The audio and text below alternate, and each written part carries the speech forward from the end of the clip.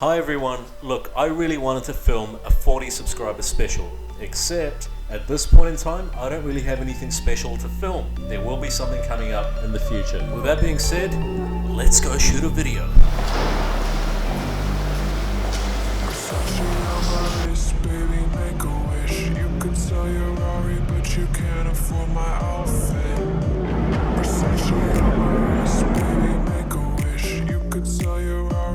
You can't afford my outfit.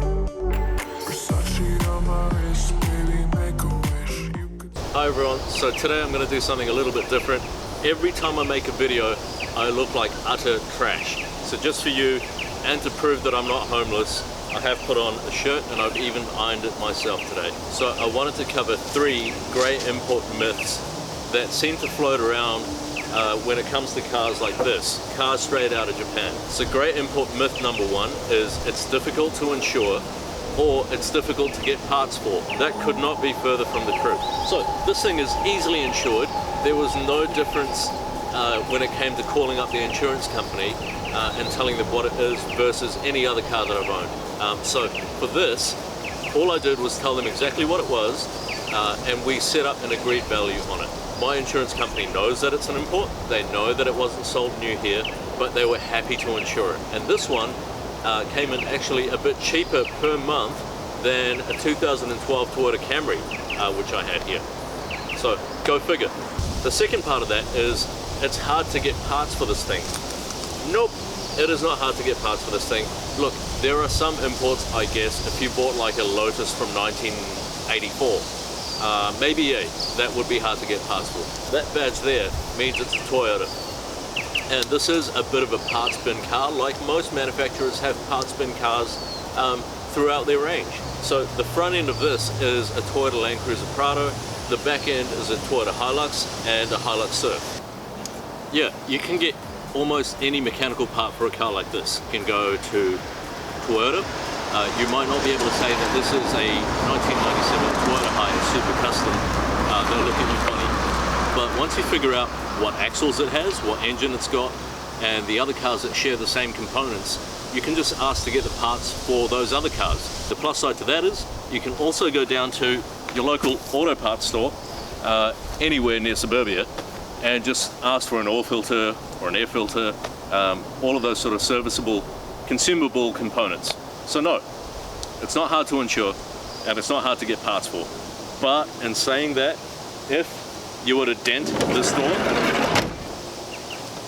or say you were to smash one of these glass panels, yeah, okay, I admit, that might be a little bit more tricky to get a hold of, especially if you live somewhere remote. Not to say that you won't find the replacement panels, but a quick look online and there is multiple versions of this car being dismantled for wrecking. So if something were to happen to this, fingers crossed it doesn't, I can get the parts for it, the body panels, the glass panels, all of those different things. It would just take a little bit longer. And so the last myth, sorry if I'm swatting around, it's Australia, there's a lot of flies. The last myth that people have about grey imports like this is something that makes me want to throw up every time I watch an Australian car journalist talk about cars. I'm gonna have to say it. They always say it's not tuned for Australian conditions. It's almost like when journalists say, I can't believe I'm gonna say this, it's an evolution rather than a revolution. Sorry, it makes me want to throw up. The Australian journalists, they do the same thing when it comes to cars here. They say that the suspension's being tuned for Aussie conditions, mate. That's wrong. You tune a piano, right? You tune a guitar string, you plug a laptop into your ECU, put your car in a dyno, and then you tune that. You don't tune different shock absorbers and springs. By replacing shock absorbers and springs on a car, that's not tuning anything. That's just putting different components on. My gripe, it pisses me off. Okay. So the biggest gripe that people have with grey imports is it's not built for Aussie conditions, mate. That's BS. I've seen this and I've said this numerous times before. I've seen these things in Pacific Islands where it's like 43, 44 degrees Celsius and over 100% humidity. And these things tend to survive there, and they have for over 20 years, carrying very large, big-bodied people and their luggage up volcanic mountains. So if they can survive there, they can survive here, because what is Australian conditions? I mean, there's some dirt, but the roads, you know, road-wise, I've been fortunate enough to live in a few different countries, and I can say that Aussie roads are just like roads in New Zealand, just like roads anywhere else in the world. We have the same potholes, we have the same banking angles, we have the same lines, everything is the same. It's tarmac, it's sealed.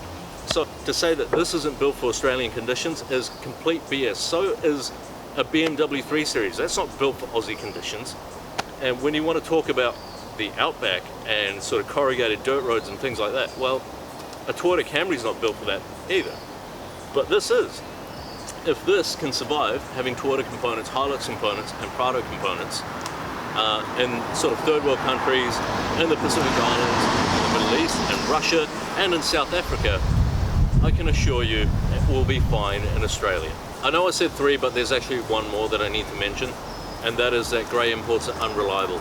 And I have to agree to a certain point as well, because this would have died within a year of me buying it. The reason being is, if you watch these videos, the gearbox wasn't going into torque converter lockup. That would overheat the gearbox, and within a year, boom, that would have been gone. When I did the diff oils and the transfer case oil, it was like black water. It was really thin, and diff oils and transfer case oils are meant to be quite viscous. It was not, and it was black. Diff oils and transfer case oils should never go black, which told me that this thing's oils, the driveline oils, had not been changed for about 10 to 12 years. And then there were little things like the temperature gauge wasn't working, one of the other temp sensors wasn't working properly. The theory behind grey imports not being reliable simply comes down to the fact that a lot of these have sat in Japan for a great many years before they were sold on. I know for a fact that this car was probably owned by one family for its entire life, that it was loved and cared for, that it was garaged, and that probably a whole bunch of kids grew up in the back of this. And the decision to sell something on like this, a survivor car like this that had survived in Japan, must be quite a big one, especially if it's been in the family for, 20, 23 years. And because that decision to sell might take a few years, these cars tend to sit for longer and longer periods of time without being driven, and the maintenance sort of gets dropped off, so people stop maintaining them. What happens is, people see a nice car like this one in Japan, oh, the paint's perfect, the decals are nice, the interior is nice, it's done low kilometers, you can't go wrong. They buy it, they bring it back to their country, and then things start happening with it. If I didn't fix that ECU temp sensor that was preventing the gearbox from locking up, within a year the gearbox would have gone kaput. So that would have been something. And most people don't buy a car and just go through it and service it completely. They take it to their mechanic, and mechanics have lost a lot of knowledge over the years.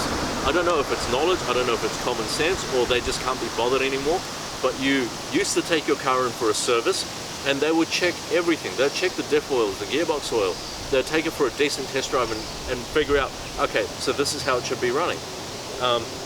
Nowadays, people are marketing major services, and all they're doing is an engine oil and filter change. When you buy a grey import and it lands in Australia and you've got your hands on it, do a complete maintenance reset. Spend the $1,000, $2,000, do the gearbox oil, do the gearbox filter, do the coolant, do the belts, do the oils, do everything, and then you're at day 0 when it comes to maintenance, and then every year after that, come up with your own schedule.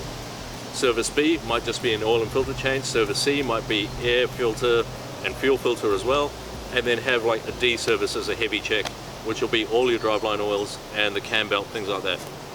They can be unreliable if you don't look after them from the day you get them. Okay, that's all I have to yap on about today. Thanks for watching. See you.